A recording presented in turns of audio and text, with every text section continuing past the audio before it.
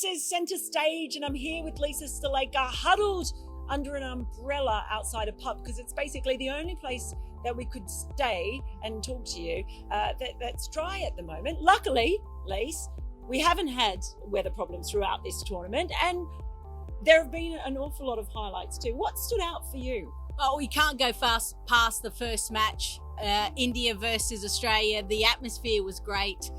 The music, the noise, speaking to the players, they couldn't hear each other out on the field.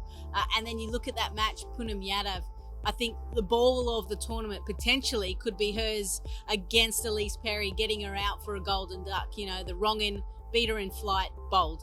Yeah, she has been a highlight. Spin bowling in general has been a real highlight of this tournament. For India overall, since that first match, since that ball, pretty much everything seems to have gone their way, and we've seen the emergence of a genuine star of the game in Shivali Verma, haven't we? Yeah, that's been another highlight really for us throughout this T20 World Cup, is seeing this 16-year-old be able to stand on the world stage, clear that front leg and play her natural game. It doesn't matter who she's up against, doesn't matter who the opposition is, doesn't matter which ground they're playing on.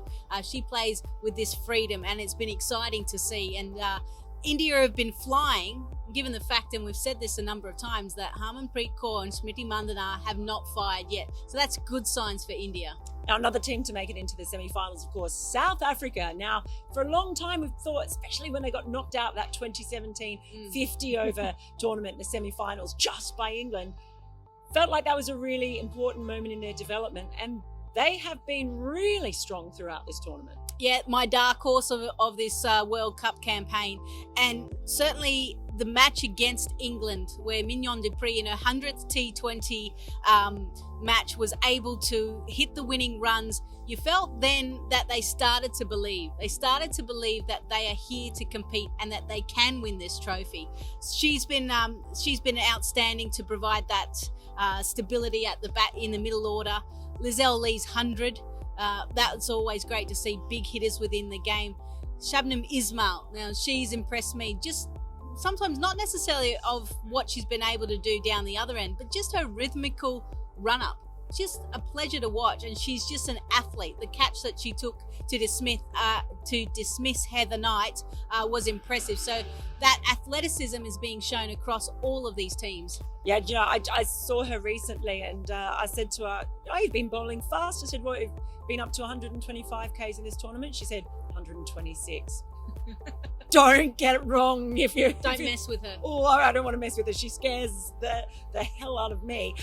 Now, again, another team, England, have made it through. They had that stumble, but they seem to have been a team very much on the up during this tournament. Yeah, probably is similar to Australia in the sense of losing the first match and then having all of the rest of the group stage matches be a do or die affair.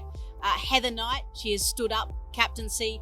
Her T20 numbers haven't been great leading into this tournament, and since she's arrived on Australian shores, she's a completely different player. Sophie Eccleston, she continues to impress me.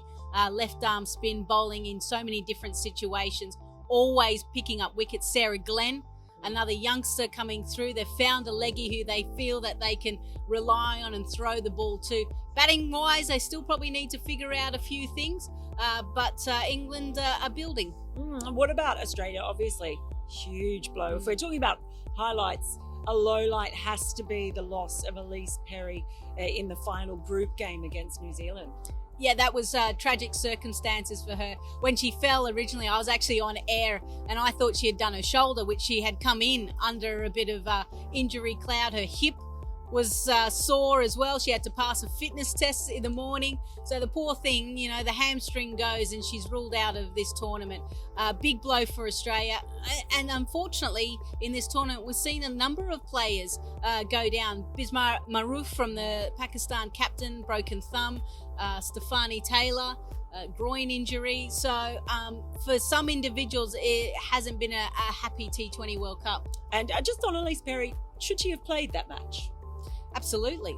It's a do or die match, and if Australia weren't to get across the line, they wouldn't be here in Sydney preparing for a semi-final. So Australia have boasted the depth that they've had because of a wonderful domestic structure.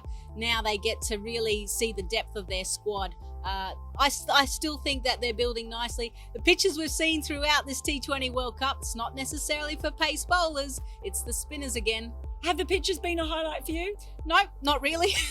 And I'm hoping that the SCG and the MCG, given that there hasn't been a lot of cricket of late on them, that they're able to come to life and add a bit more pace and bounce. But fingers crossed this weather goes away.